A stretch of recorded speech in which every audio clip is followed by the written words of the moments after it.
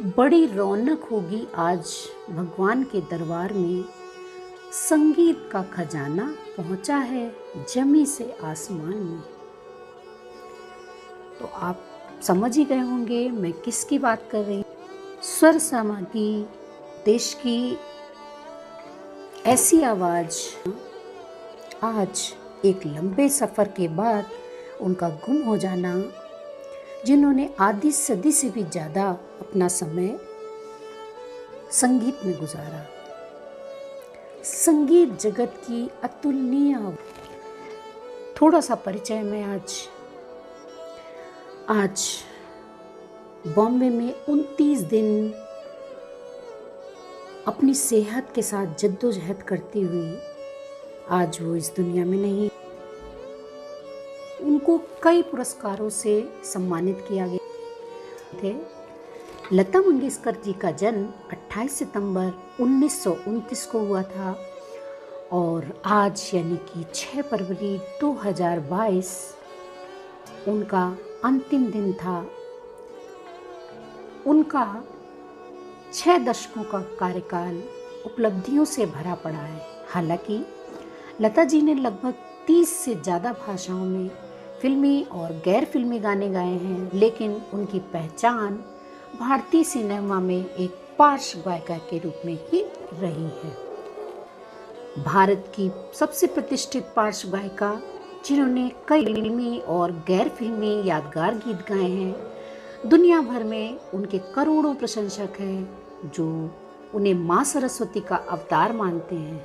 तो हाँ, कल बसंत पंचमी थी और हमारा ये प्रसिद्ध सितारा कल की पूजा के बाद आज हमारे बीच नहीं है। लता जी के पिता पंडित दीनानाथ मंगेशकर एक मराठी संगीतकार, शास्त्रीय गायक और थिएटर एक्टर भी थे। माँ इनकी गुजराती थी। शेवंती उनकी दूसरी पत्नी थी। उनकी पहली पत्नी का नाम नर्मदा था, जिसकी मृत्यु के बाद दीनानाथ ने नर्मदा की छोटी बहन यानी कि शेवंती को अपनी जीवन संगिनी बना लिया। पंडित दीनानाथ का सरनेम हार्डीकर था, जिसे बदलकर उन्होंने मंगेशकर कर दिया था। वे गोवा में मंगेसी के रहने वाले थे और इसके आधार पर उन्होंने अपना नया सरनेम चुन लिया था। लता जी के जन्म के समय उनका नाम हेमा रखा गया था, जिसे बदलकर लता कर दिया गया। यह नाम दीनानाथ को अपने नाटक भावबंधन के एक महिला किरदार लतिका के नाम से सूझा। लता जी के बाद मीना, आशा, उषा और हृदयनाथ इनका जन्म हुआ। लता जी अपने परिवार से बहुत ज़्यादा प्यार करती थी। स्कूल नहीं गई। इसका क्या कारण था? बचपन से ही उन्हें घर में गीत, संगीत और कला का माहौल मिला और वे उसी ओर आकर्षित हो गई। 5 वर्ष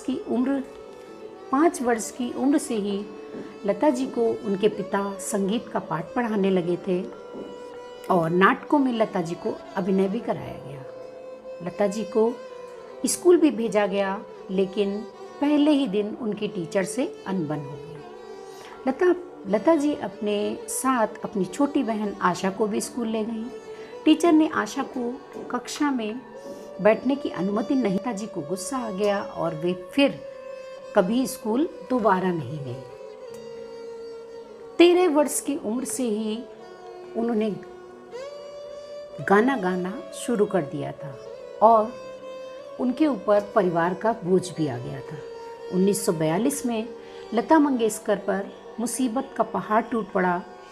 उनके पिता की जब मृत्यु हुई तब लता मात्र 13 वर्ष की थी। लता जी को सदाशिव राव नेवरेकर ने एक मराठी फिल्म में गाने का अवसर 1942 को ही दिया। लता जी ने गाना रिकॉर्ड किया, लेकिन फिल्म के फाइनल कट से वो गाना हटा दिया गया। 1942 में रिलीज हुई मंगला गौर में लता जी की आवाज़ सुनने को मिली। इस गाने की धुन दादा चांदेकर ने बनाई थी। 1943 में प्रदर्शित मराठी फिल्म गजा भाव में लता जी ने एक हिंदी गाना गाया इसमें वे मुंबई शिफ्ट हो गईं और इसके बाद उनका करियर आकार देने लगा। वहाँ पर उन्होंने उस्ताद अली खां से शास्त्रीय संगीत सीखना शुरू कर दिया। फिल्म बड़ी माँ में 1945 में गाए भजन माता तेरे चरणों में और 1946 में रिलीज हुई आपकी सेवा में लता द्वारा गाए गीत पाँ लागू करजोरी ने लोगों का ध्यान लता जी की ओर आकर्षित कर दिया। लता जी जब पार्ट्स गायन के क्षेत्र में अपना करियर बना रही थी तब नूरजहां, शमशाद बेगम जैसी गायिकाओं का बोलबाला था। लता जी पर भी इन गायिकाओं का प्रभाव पड़ा और वे इसी शैली में गाती रही। लता जी समझ गईं कि यदि उन्हें आगे बढ़ना है तो अपनी शैली विकसित करनी होगी और उन्होंने यही किया। उन्होंने हिंदी और उर्दू के उच्चारण सीखे। आएगा आएगा आएगा आएगा आने वाला आएगा। आएगा आने वाला से उन्होंने नहीं देखा पीछे मुड़कर। खेमचंद प्रकाश जी ने लता जी के से आएगा आने वाला गीत गवाया जिसे मधुबाला पर फिल्माया गया। यह गीत सुपरहिट रहा। इस गीत ने एक तरह से ऐलान कर दिया कि आएगा आने वाला आ चुका है। यह गीत लता जी के बेहतरीन गीतों में से एक माना गया। इस गीत की कामयाबी के बाद लता जी ने फिर पीछे मुड़कर कभी नहीं देखा। सन 1950 से 1970 तक का उनका बेहतरीन दौर था। उन्होंने बहुत से यादगार गीत गाए। हर गाने को लता जी विशेष बना देती थी, चाहे वो रोमांटिक गाना हो, चाहे वो शास्त्रीय गाना हो, भजन हो, देशभक्ति से ओतप्रोत हो। उनके द्वारा गाया गया ऐ मेरे वतन के लोगों सुन तत्कालीन प्रधानमंत्री जवाहरलाल नेहरू की आंखों में आंसू आ गए थे। दीदार, बैजू बावरा, उड़न खटोला, मदर इंडिया, बरसात, आह, श्री 420, चोरी चोरी ऐसी अनेक फिल्मों में उन्होंने मधुर नगमे गाए। 80 और 90 की दशक में भी उनके नगमे गूंजते रहे। 90 के दशक में लता जी ने गाना कुछ कम कर दिया था। इस दौर में डर, लम्हे, दिल वाले दुल्हनिया ले जाएंगे, दिल तो पागल है इत्यादि फिल्म लता जी ने गाने गाए। कि वे समय समय पर कहती भी रही कि आज के दौर के संगीतकार उनके पास अच्छे गीत का प्रस्ताव लाते हैं तो उन्हें गीत गाने में कोई समस्या नहीं। लगभग 7 दशक से भारतीय फिल्में लता जी के गीतों से लगदक होती रही। मधुबाला से लेकर माधुरी दीक्षित तक तमाम हीरोइनों को लता जी का सौम्य स्वभाव सभी के परिवार का हिस्सा था। हालांकि इक्के दुक्के विवाद भी हुए। लगभग 30,000 से भी ज़्यादा उन्होंने गाने गाए और उन्हें मान सम्मान भी भरपूर मिला। उनको ढेरों पुरस्कार मिले। 1970 में जब उनको फिल्म फेयर के लिए कहा गया तो उन्होंने कहा कि फिल्म फेयर को कह दिया कि वे सर्वश्रेष्ठ गायिका का पुरस्कार नहीं लेंगी, उनकी बजाय नए गायकों को यह दिया जाना चाहिए। उन्हें भारत सरकार पुरस्कार जैसे पद्म भूषण, दादा साहेब फाल्के पुरस्कार, पद्म विभूषण, भारत रत्न इत्यादि पुरस्कारों से सम्मानित किया गया और राष्ट्रीय फिल्म पुरस्कार भी उनको मिले। फिल्म फेयर अवार्ड्स भी मिले।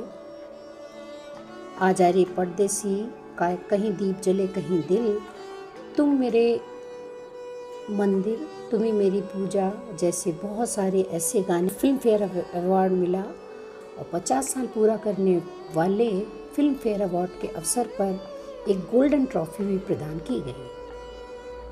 1966 में सर्वश्रेष्ठ गायिका पुरस्कार और 1966 में ही सर्वश्रेष्ठ संगीत निर्देशक महाराष्ट्र भूषण पुरस्कार, महाराष्ट्र रत्न पुरस्कार, सर्वश्रेष्ठ पार्श्व गायिका पुरस्कार इत्यादि मिले।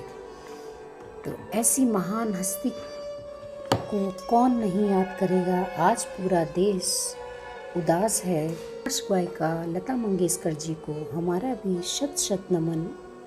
उनकी आवाज़ हमेशा सभी के दिल में बसी रहेगी। और उनकी आवाज़ के दम पर ही वे अमर रहेंगी। धन्यवाद।